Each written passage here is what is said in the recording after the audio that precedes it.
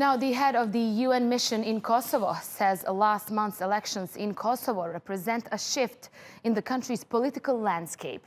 Zahir Tanin was speaking in the UN Security Council on Thursday and says preliminary results point to a victory for the opposition. Now, talks are currently underway to form a coalition government. TRT World's Frank Uciardo has more from New York. The UN Special Envoy on Kosovo told the UN Security Council that the elections earlier this year were the most significant change in the political landscape in about 12 years, but he also asked that Serbia and Kosovo return to negotiations. Let's hear what he had to say. The international community also expects that new leaders to affirm their commitment to the negotiations with Belgrade and ensure that obstacles to dialogue are removed. But the UN envoy also demanded that Kosovo immediately stop their persecution of 2 UN mission members who were arrested and beaten by police back in May, and they are being charged criminally. But they got a defiant response from the Kosovo representative, who said that the 2 UN mission members were involved in criminal activity, saying that one actually acted as a human shield for criminal gangs in the northern part of Kosovo. Earlier, I spoke to a journalist, Shkum bin Ahmed Chekai, and asked him how important is this report for Kosovo and the role of international community in general. UN reports are not important anymore in Kosovo. It is a routine now that every 3 months the UN discusses the situation in Kosovo. It has to do so based on the resolution 1244, which was settled back in 1999. But since Kosovo declared independence, now most of the Western countries are opposing to have such discussions every 3 months because it is only a routine report which does not bring any, let's say, substantial framework ahead. For Kosovans itself, it's very important to have its Western alliance being close to it in the process ahead, as they are pushing for a reconciliation deal with Serbia, which may happen next year. However, if you see prospects of it, it seems that it's very difficult to be reached within that period. Now, there is much pressure coming from the European Union countries and also the United States, which are the main stakeholders in this process and who would like to see Serbia and Kosovo reaching to this final agreement, which is called the Agreement for Normalization of Relations between 2 countries. So far, we have had European Union leading this, these attempts for reaching this deal. However, Kosovo had always wanted to have also the US involved into it. However, there is a fear that if US is involved directly into this, then Russia and China might also ask for a role in it because they are Serbia's allies. Now, Shkumbin, Serbia blames Kosovo for this pause in the talks because Kosovo imposed taxes on Serbian goods approximately a year ago. This affected Serbian economy a lot. Now, after this, can we expect Pristina to lift those taxes?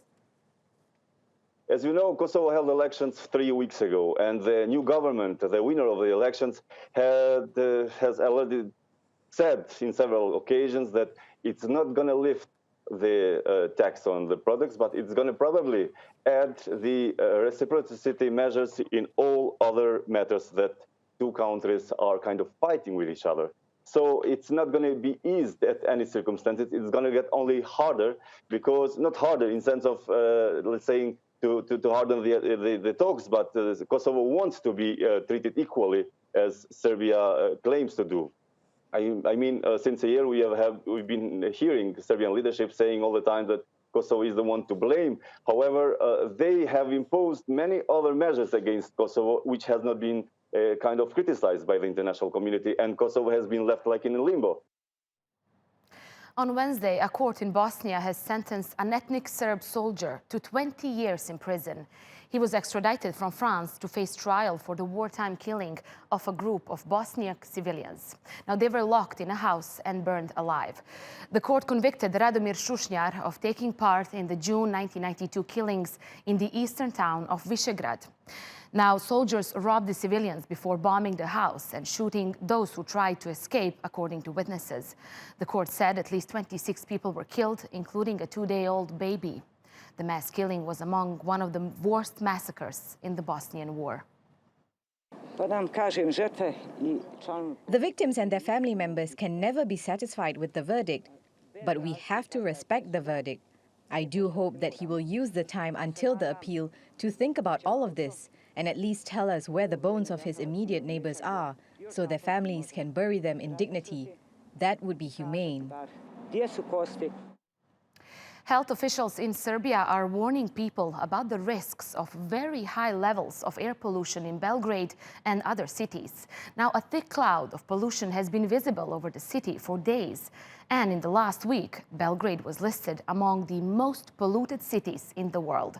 Serbian officials say pollution has been high in the capital due to unusually warm weather. Air pollution is also a problem for neighboring Bosnia and North Macedonia, according to authorities. Now, this plane has spent 23 years traveling around the world, but now it's parked in a garden in the middle of a tiny village in northwestern Croatia. You can see the plane behind me here on this wall. Now, Robert Sedlar bought the jet and plans to rent it out for events such as weddings and children's parties. Now, the Dutch plane, made in 1991 and retired in 2014, was used by companies in Indonesia, Mexico, Brazil, and Croatia. Sedlar, a construction engineer, did not want to disclose the amount he paid for the aircraft. But he's already created a tourist attraction in this small village. Residents say cars slow down to see the plane and take photos. Due to its exceptional dimensions, a wingspan of 28 meters and a length of 34.5 meters, we had to break it down into several parts and transport it on 3 special trailers. This transport lasted 5 days, but before that we were working on its decomposition for 6 weeks. That's it from the Balkans for this week.